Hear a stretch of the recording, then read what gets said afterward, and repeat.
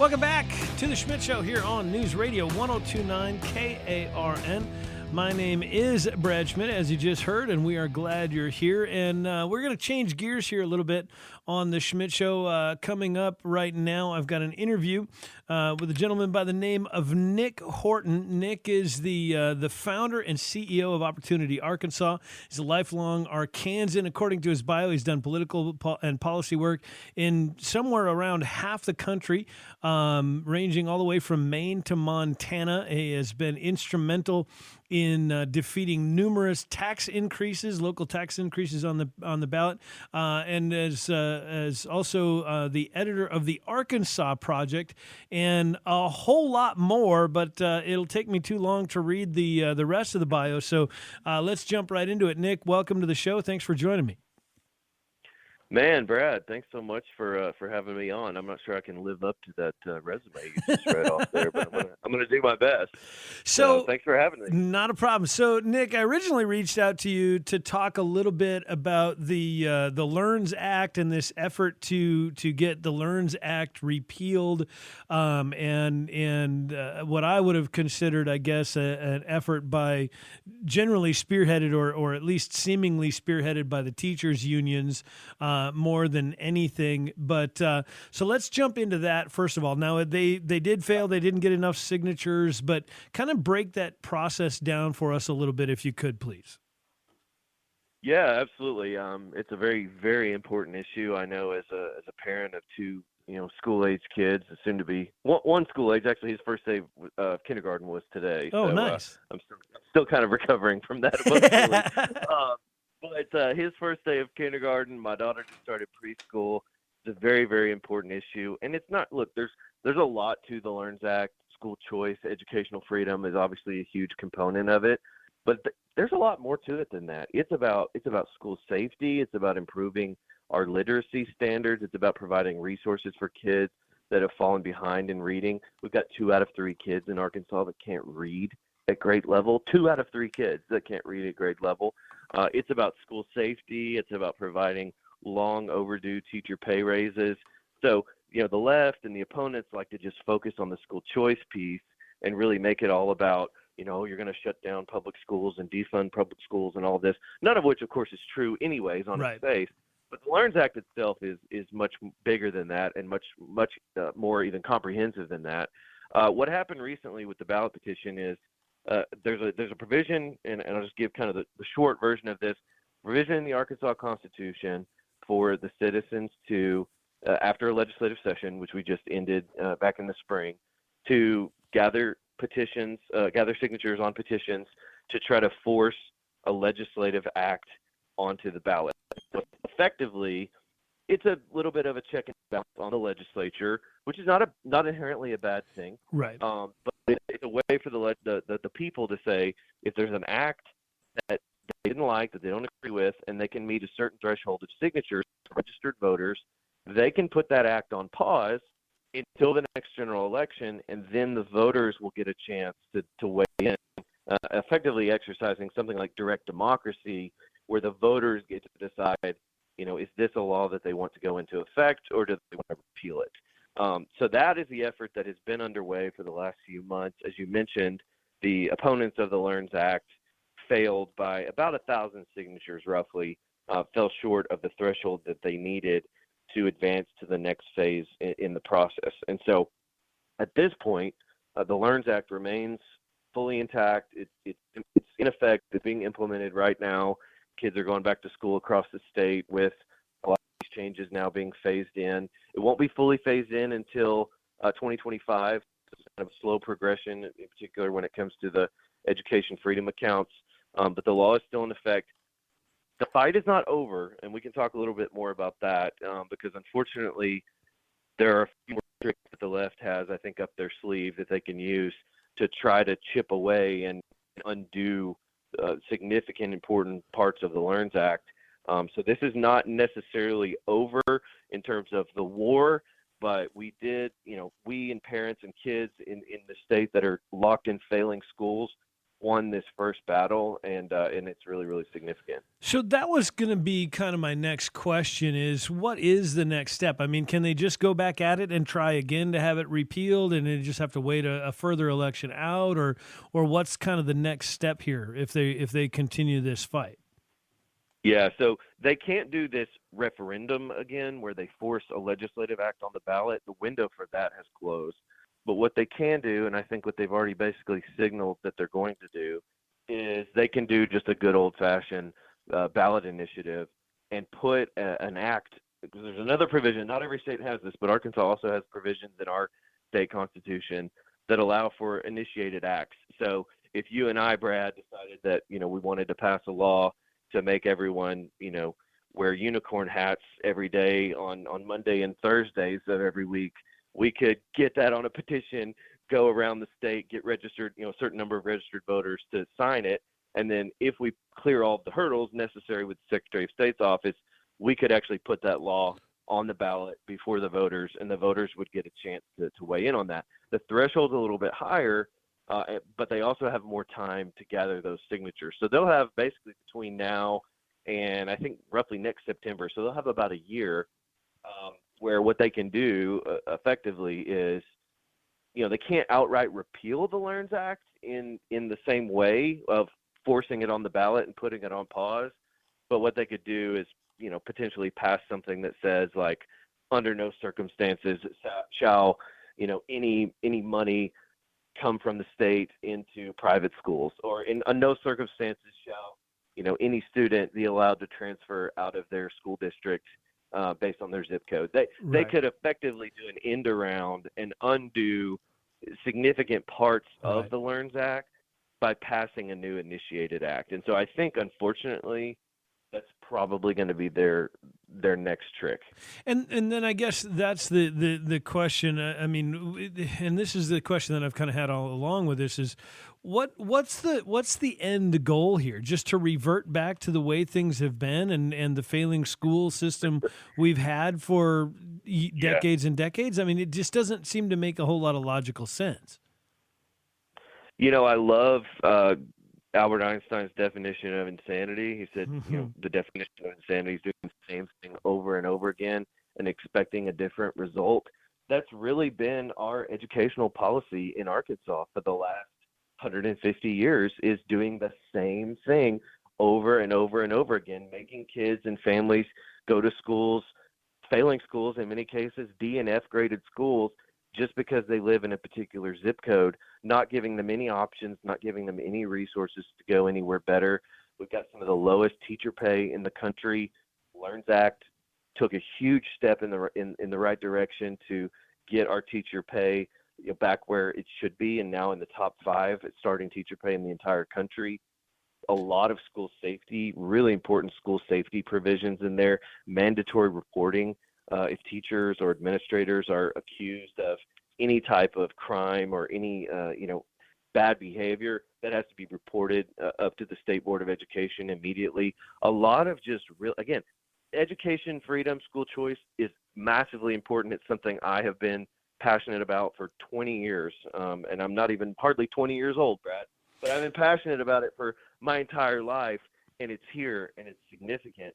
But the LEARNS Act is even more than that. It's got all of these other components that are also really, really critical. And yeah, I mean, it's a great question. I wish I could answer what is the end game here. I mean, because it's easy to get very cynical and to say, well, they must just want us to continue to fail. And that is something that it's a very tempting narrative for me to accept because, again, I mean, you look at what's happening in this state, 2 out of 3 kids can't read, hundreds of kids, thousands of kids trapped in schools with D and F grades that have nowhere else to go. What's the result of that? Well, we have over 1 million people on Medicaid now. Yeah. We have 1 in 10 people on food stamps now. We have record dependency. Poverty is still near all-time highs. Violent crime is off the charts. I don't have to tell you, there in Little Rock, a record number of homicides last year. It's crazy what's going on. And the foundational problem of a lot of those things is education. And the left will even agree with that. They will tell you education is the pathway to prosperity and opportunity. But then every time you try to fix it, they freak out, Right. and they don't want that to happen. So if I was to be really cynical, and it's Wednesday, so I'm not super cynical yet. Give me till tomorrow afternoon. But it's really easy for me to believe that they want it this way. They want kids in Arkansas to remain unskilled and unprepared for the workforce Yeah. because they want prolonged dependency. Well, and I was going to say that's what it comes down to is it's easier to control an uneducated populace than an educated one. So, Nick, I do have to take a quick break. Let me take a break here, and we'll continue the conversation after the break. Let's do it. All right, stick with me. The Schmidt Show continues in just a few moments. It's News Radio 102.9 KARN. You're listening to the best of the Schmidt Show podcast. Good afternoon. It is News Radio 102.9 KARN. I am your host, Brad Schmidt. Thanks for joining me this afternoon. 501-403 KARN. That's 501-403-5276 if you want to join the conversation. And on the line with me right now is Nick Horton. He's the founder and CEO of an organization called Opportunity Arkansas. I guess you could say a political activist here locally in Central Arkansas, but all throughout the state of Arkansas. Correct? Yeah. Well, I describe myself as a little bit more of a policy activist or policy advocate, but you're in the ballpark, Brad. Nice. Well, let's talk a little bit about the organization Opportunity Arkansas. Now, you've got two different organizations. You've got Opportunity Arkansas, but then you also have Red Truck something. Yeah, so I've got a company called Red Truck Strategies. Okay. That is, I do some national research and polling and some data work through that. So that's my for-profit company, and I do some research and consulting work through that. But really, my main primary work right now is Opportunity Arkansas. We're a state-based think tank. I sometimes compare us to like the Heritage Foundation on the national level. Gotcha. We're a state-based policy organization, and as much as a think tank, we're really like an idea engine. And so we're really focused on going into the state capitol and state agencies and all over state government and helping analyze problems of what's happening in the Medicaid program. What are the problems in our tax code? What are the problems in our education system? I mean, I don't have to tell you and your listeners, Brad, there's no shortage of what I call generational problems in Arkansas. To me, these are the things that, as a kid growing up in White County for, my entire childhood and, growing up in poverty, I remember my dad working 2.5, sometimes 3 jobs just to put food on the table and wearing hand-me-downs. And, nothing was given to us. Nothing was handed to us as kids. And I remember, 30 years ago, my parents were talking about generational poverty, generational dependency, crime that was out of control, a broken foster care system, a lack of educational quality and options for Arkansas kids. And fast forward 30 years, what are we talking about today? Out of control dependency, generational poverty, generational crime, the same problems. And so as a dad, when I look at my 6-year-old and my 3-year-old, and I'm starting to look, okay, now 30 years down the road from here, who knows if I'll still be here or where I'll be in my journey, but I want to make sure that I leave a better Arkansas than I found it for my kids. And I know that sounds cliche. That's what all the politicians say out there. The difference is I'm not trying to get elected for anything. I'm just trying to fix Arkansas. Right. And I love this state. It's my home. My wife was born and raised and grew up here. My goal is, and I say this sometimes when I speak to different groups around the state, my goal really is to trap my kids here. I want there to be so much opportunity in Arkansas that when my kids graduate high school and college, that they don't even think about going to Dallas or Austin or Nashville, but they stay right here at home because there's so much opportunity. This is the best state in the country. I don't think it's even close. And it's just time that we start acting like it. And it's time that we put policy in place that reflects our values and the potential of this really, really incredible place that we're all proud to call home. And so we've got some work to do. We made some really big progress this legislative session with learns and some tax cuts and some welfare reforms and some other things. It's going to take time. It took us I like to tell people it took us a while to dig the hole. It's going to take us a while to climb ourselves out of it. But we are starting to see progress, and we are starting to see things, I think, really turn in the right direction. We've been a red state for 10 years. Now I think we're finally starting to become a conservative state, and it's really, really exciting. And that was something I was going to bring up, and I've made this argument. I'm new to Arkansas. I moved here in January 2022, so I've been here about a year and a half now, a little over a year and a half. And you look through the history, and it's not just Arkansas; it's a lot of the southern states. The trend towards conservatism, the trend towards being quote unquote red states, is really quite new. That most of the southern states had been controlled exclusively by Democrats for 100+ years. And so the argument I made is that it's going to take a while to turn that around. I mean, is that an accurate statement, or am I missing something else? Yeah, I think so. I mean, we talked a little bit in the last segment about dependency. I mean, dependency is corrosive, and it's corroded much of our state and states around us across the South for generations. And so when you have a third of your state, we had 1.1 million people on Medicaid at the beginning of this year before we started cleaning up the welfare rolls and removing people who were ineligible.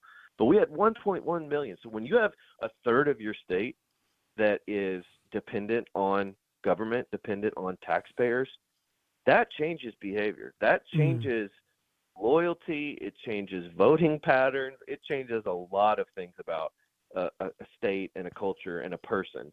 And so I think that, to me, is the root of a lot of this. And the root of that, as we've already identified, is really education. Because without the skills and the knowledge, kids are just going to continue to fall into these cycles of dependency over and over and over again. And so I do think it's going to take time. We are starting to move in the right direction. We've started to put some really strong work requirements in place, some work search requirements in place. We were instrumental in a piece of legislation that passed this session that's reducing the time limit for that able-bodied working age adults can be on cash welfare down from 2 years to 1 year, not because we're trying to be mean or cruel or take anything away from anybody, but because those resources need to be there for people that don't have any other choices. And if you're working age, able-bodied, with the number of open jobs that we have in Arkansas, you need to be working and contributing and freeing up those resources for people that don't have a choice. And so that is going to help shorten the cycle of dependency by moving people out of the system more quickly. And so, yes, I think it's going to take time. It's taken us a long time to get here, but I've never been more optimistic about the future of Arkansas. I can say that for sure. Well, Nick, with that, the music means I am out of time, so we'll have to do this again another day. But I appreciate your time, and I look forward to chatting to you again soon. Hey, I would love to. Thanks for having me, Brad. Have a good one. That's Nick Horton. I'm Brad Schmidt. We'll continue in just a moment.